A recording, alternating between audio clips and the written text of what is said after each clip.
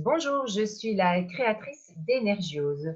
Ce que je vous propose avant tout, c'est de cliquer sur la petite sonnette que vous voyez là, la clochette, afin de recevoir toutes les notifications de ma chaîne YouTube Energiose et ensuite de vous abonner à la chaîne YouTube Energiose.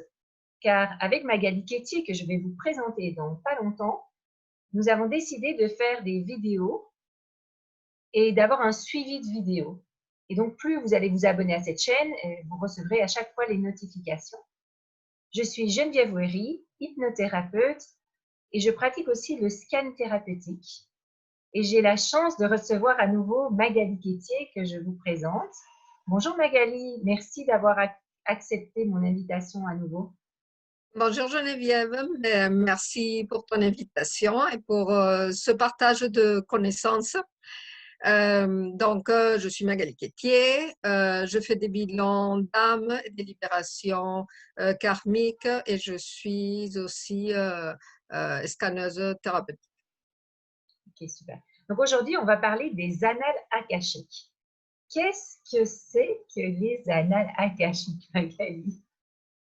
Alors, les annales akashiques, donc je vais prendre déjà par rapport au mot, l'akasha.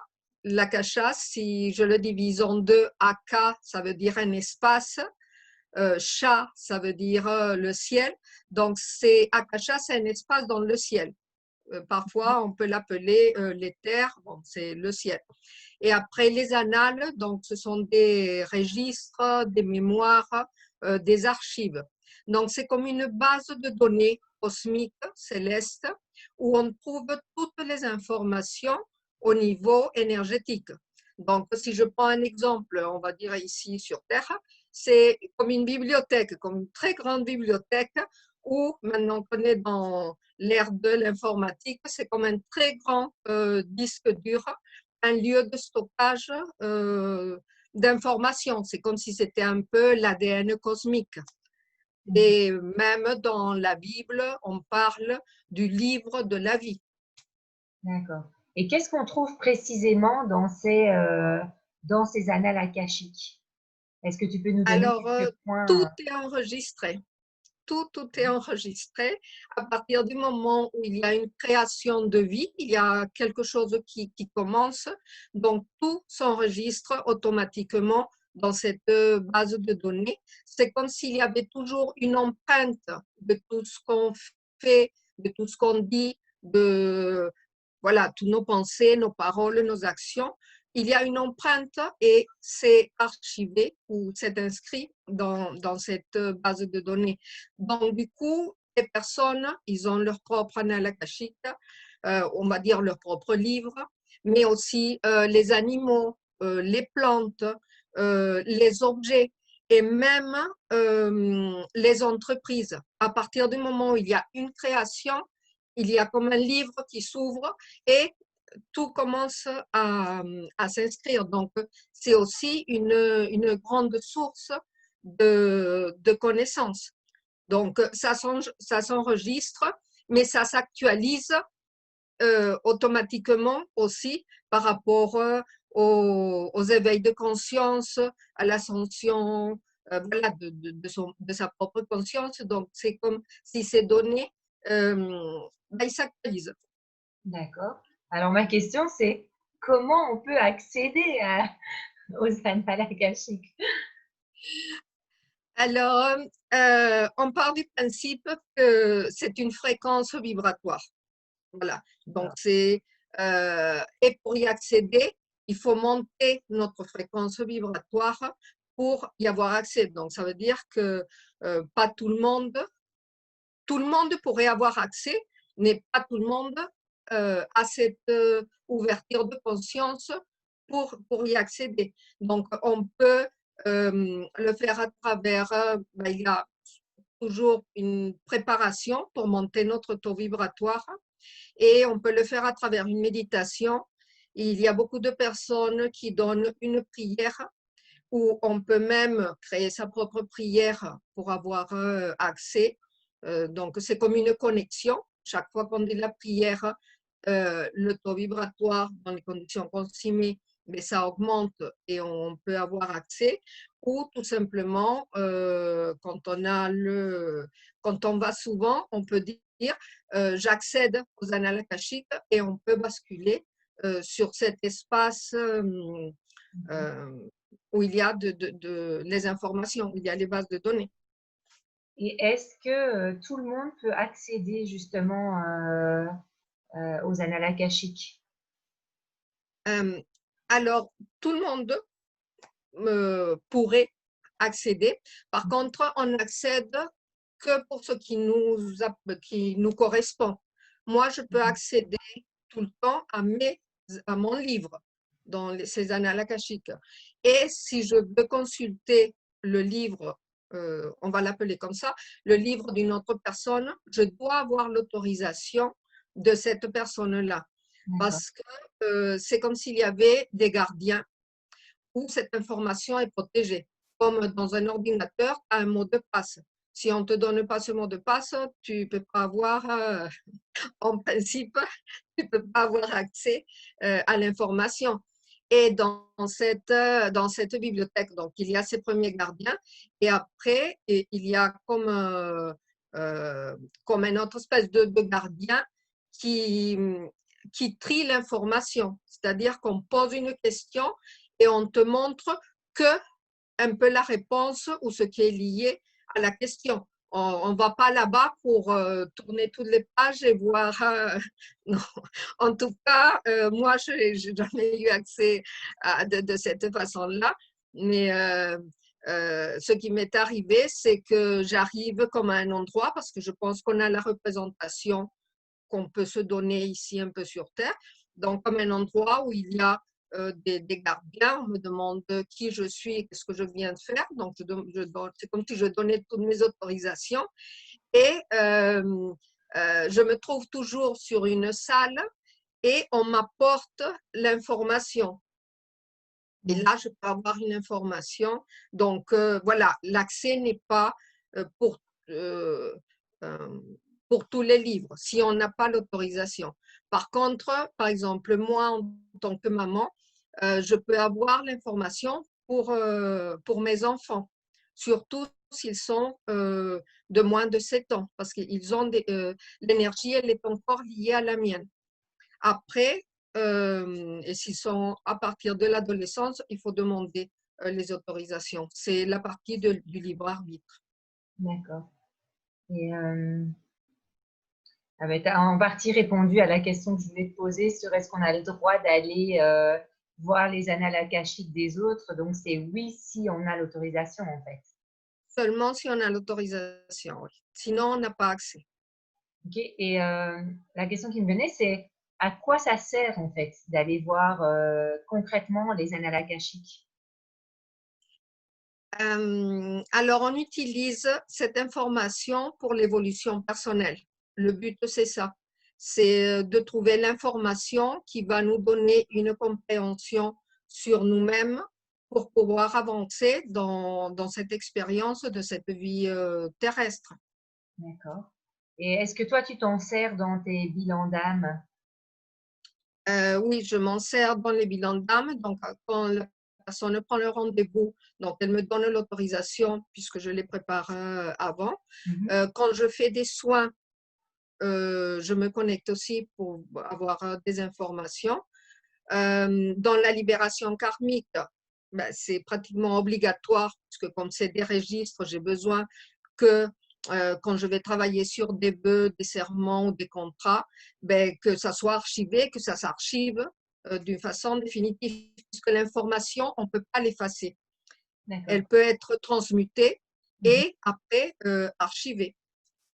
Donc, oui, dans tout ce que je travaille, je me sers beaucoup de cette source d'information. Après, comme je l'avais dit dans la vidéo précédente, ben, pour ceux qui ne l'ont pas écouté sur la médiumnité, Mhm. j'avais dit qu'on avait aussi nos guides. Et à travers eux, on peut avoir les informations qui peuvent venir des annales akashiques, mais qu'on les reçoit directement euh, à travers eux. D'accord. Et comment on reçoit l'information, justement?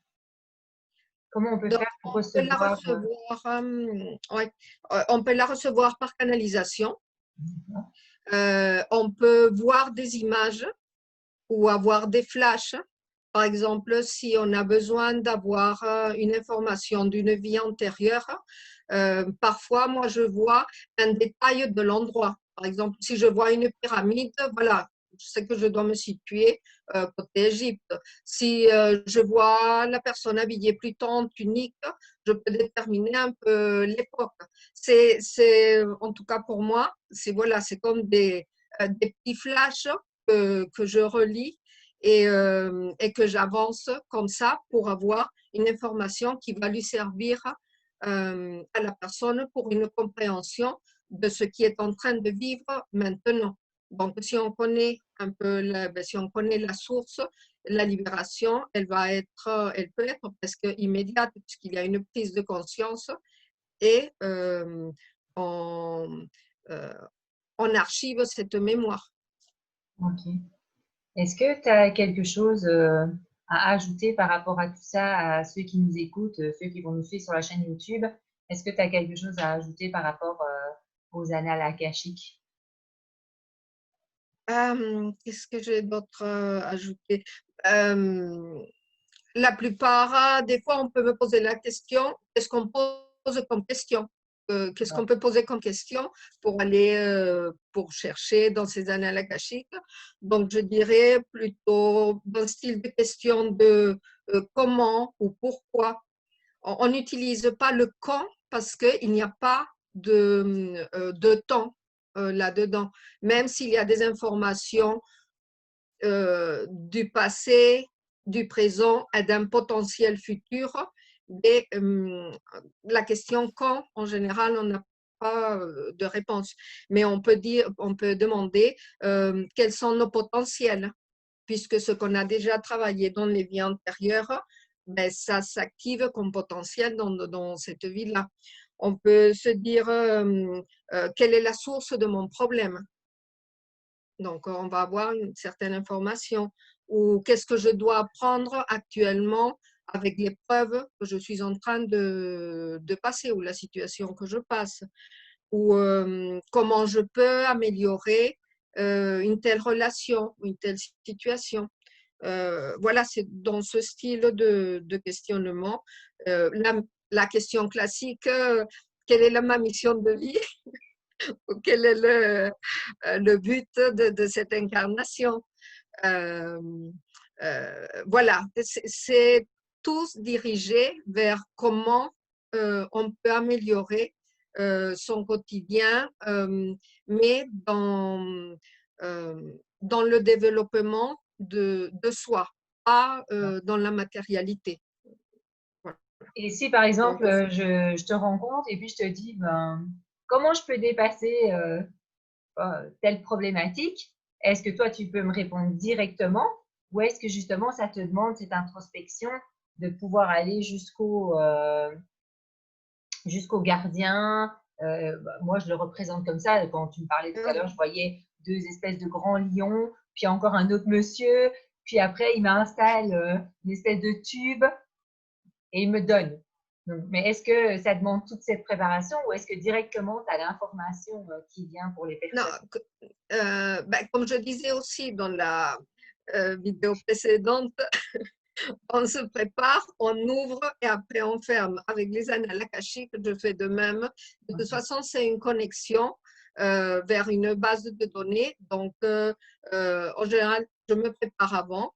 Et après, si ça se fait en direct, c'est plutôt les guides qui vont me donner les informations. Donc, je peux passer par…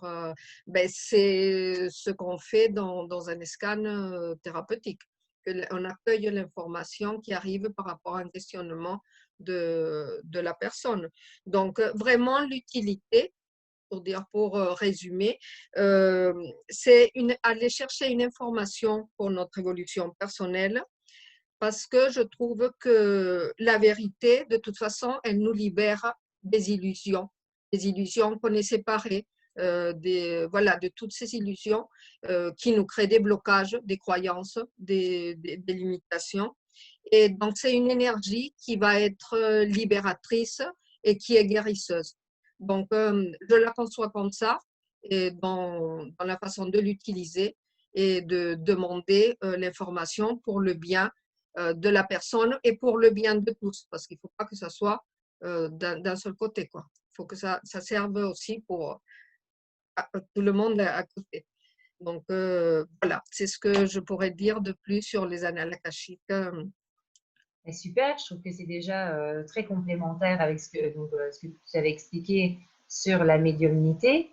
Et je propose que pour aujourd'hui, on en reste là. S'il y a des personnes qui nous regardent et qui sont intéressées par des soins avec Magali, sous la vidéo, il y aura le site internet de Magali.